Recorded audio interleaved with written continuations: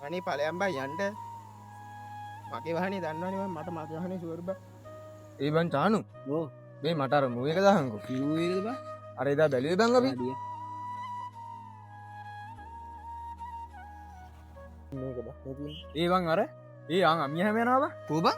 අර ගිය බං අතනින් ජෙට් එක වගේ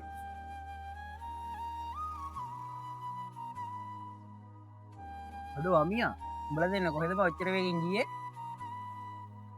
නෑ බං මේ මුගේ හදිස්සි වැඩකට ගිහිල්ලා ඉන්න කියලා බා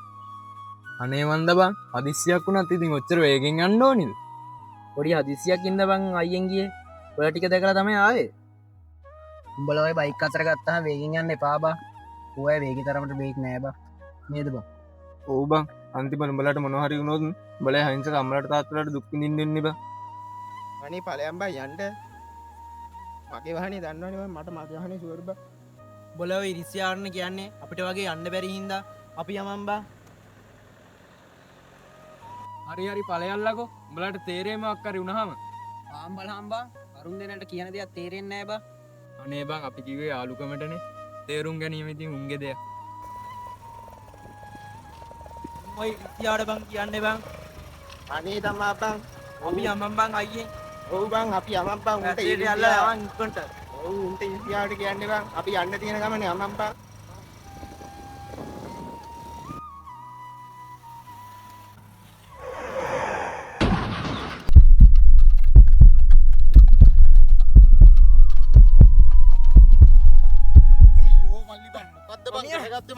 අමියෝ අමියෝ ඒ නැගිට බං අමියෝ අමියා නැගිට බං ඒ අමියා